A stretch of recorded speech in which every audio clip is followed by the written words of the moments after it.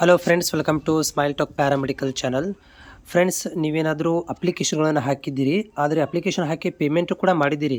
ಆದರೆ ಪೇಮೆಂಟ್ ನೋಡ್ತಾ ಇದ್ದರೆ ನೀವು 2 ದಿನ 3 ದಿನ ಬಿಟ್ಟು ನೋಡಿದರೂ ಕೂಡ ನಿಮಗೆ ಇಲ್ಲಿ ಕರೆಂಟ್ ಸ್ಟೇಟಸ್ ಪೇಮೆಂಟ್ ಪೆಂಡಿಂಗ್ ಅಂತ ತೋರಿಸ್ತಾ ಇದೆ. ಮತ್ತು ಫರ್ದರ್ ₹400 ಪೇಮೆಂಟ್ ಮಾಡಿರಿ ಅಂತ ಈ ರೀತಿ ನಿಮಗೆ ಸ್ಕ್ರೀನಲ್ಲಿ ತೋರಿಸ್ತಾ ಇದ್ದರೆ, ಸೊ ಅದಕ್ಕೆ ಒಂದು ಸೊಲ್ಯೂಷನ್ ಇದೆ. ಅದು ಬೋರ್ಡ್ನವರು ಕ್ಲಿಯರ್ ಮಾಡ್ತಾರೆ. ಅದರ ಬಗ್ಗೆ ಈ ವಿಡಿಯೋದಲ್ಲಿ ಮಾಹಿತಿ ಕೊಡ್ತೇನೆ. ಸೊ ಮುಂದೆ ಬರುವಂತಹ ಏನಾದರೂ ಡೌಟ್ಗಳಿದ್ದಲ್ಲಿ ಸೊ ನಮ್ಮ ಚಾನಲ್ ಸಬ್ಸ್ಕ್ರೈಬ್ ಮಾಡ್ಕೊಂಡು ನಂಗೆ ಕಾಮೆಂಟನ್ನು ಹಾಕಿ ನಿಮ್ಮ ಡೌಟ್ಗಳನ್ನು ಕ್ಲಿಯರ್ ಮಾಡಲಿಕ್ಕೆ ಪ್ರಯತ್ನ ಕೂಡ ಮಾಡ್ತೇನೆ.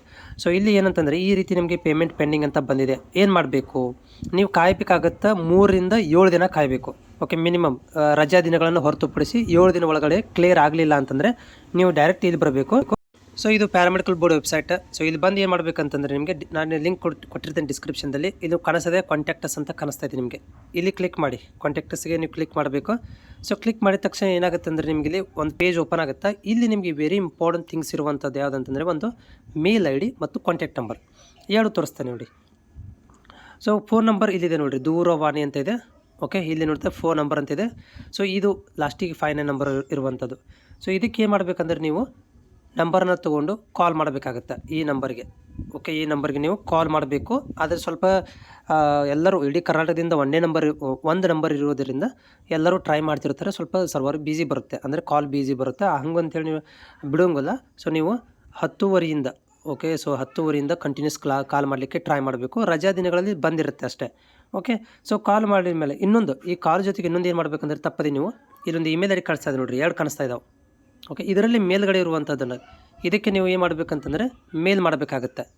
ಏನು ಮೇಲ್ ಮಾಡಬೇಕು, ನೀವು ಸ್ಕ್ರೀನ್ಶಾಟ್ ಏನು ಫೋನ್ಪೇ ಮಾಡಿರ್ತೀರಲ್ಲ, ಸೊ ಫೋನ್ಪೇ ಮಾಡಿರುವಂಥ ಸ್ಕ್ರೀನ್ಶಾಟು ಪ್ಲಸ್ ನಿಮ್ಮ ರಿಜಿಸ್ಟ್ರೇಷನ್ ನಂಬರ್, ಓಕೆ, ನಿಮ್ಮ ನೇಮ್, ಇವು ಮೂರೂ. ಓಕೆ, ಸೊ ಇದರಲ್ಲಿ ಏನು ಮಾಡಬೇಕಂದ್ರೆ ಈ ಮೇಲ್ ಒಳಗಡೆ ಅಟ್ಯಾಚ್ ಮಾಡಬೇಕು. ಈ ನಂಬರ್ಗೆ ನೀವು ಪೇಮೆಂಟ್ ಮಾಡಿರುವಂಥ ಪ್ರೂಫನ್ನು ಪ್ಲಸ್ ನೇಮನ್ನು ಪ್ಲಸ್ ನಿಮ್ಮ ಅಪ್ಲಿಕೇಶನ್ ನಂಬರನ್ನು, ಈ 3 ಅಪ್ಲಿಕೇಶನ್ ನಂಬರನ್ನು, ನಿಮ್ಮ ನೇಮನ್ನು ಮತ್ತು ನಿಮ್ಮ ಫೋನ್ಪೇ ಮಾಡಿರುವಂಥ ಪ್ರೂಫನ್ನು ಎಲ್ಲನೂ ಕೂಡ ಇದಕ್ಕೆ ಈ ಒಂದು ಜಿಮೇಲ್ಗೆ ಅಟ್ಯಾಚ್ ಮಾಡಬೇಕು. ಅಟ್ಯಾಚ್ ಮಾಡಿ ಮೇಲ್ ಮಾಡಬೇಕು. ಕೆಳಗಡೆ ಬರೀಬೇಕು ನನ್ನ ಪೇಮೆಂಟ್ ಪೆಂಡಿಂಗ್ ಇದೆ ಅಂತ ಸಬ್ಜೆಕ್ಟ್ ಬರೀಬೇಕು. ವಿಷಯ ಏನು ಬರೀಬೇಕು, ಪೇಮೆಂಟ್ ಪೆಂಡಿಂಗ್ ಅಂತ ಬರೋದು. ಅಪ್ಲಿಕೇಶನ್ 2025 ಕೌನ್ಸ್ಲಿಂಗ್ ಪೇಮೆಂಟ್ ಪೆಂಡಿಂಗ್ ಅಂತ ಬರೋದು ಮೇಲ್ ಮಾಡಬೇಕು. ಅವ್ರು ಏನು ಮಾಡ್ತಾರೆ ಅದನ್ನು ನೋಡಿ ಕ್ಲಿಯರ್ ಮಾಡಿಕೊಡ್ತಾರೆ. ಓಕೆ, ಸೊ ಇದು ನಿಮಗೆ ಏನಪ್ಪ ಅಂದ್ರೆ ಮಾಡಬೇಕಂತ ಕೆಲಸ ಇದು. ಇನ್ ಕೇಸ್ ಇದು ಆಗಲಿಲ್ಲ ಅಂದರೂ ಕೂಡ, ನೀವು ಭಾಳ ದಿನ ಆಗಿದೆ ಸರ್ ಆಗ್ತಾಯಿಲ್ಲ ಅಂತಂದರೂ ಕೂಡ ಮತ್ತೆ ನಿಮ್ಗೆ ಆಲ್ಟರ್ನೇಟಾಗಿ ಏನೋ ಸೊಲ್ಯೂಷನ್ ಕೊಡಲಿಕ್ಕೆ ಪ್ರಯತ್ನ ಮಾಡ್ತೇನೆ.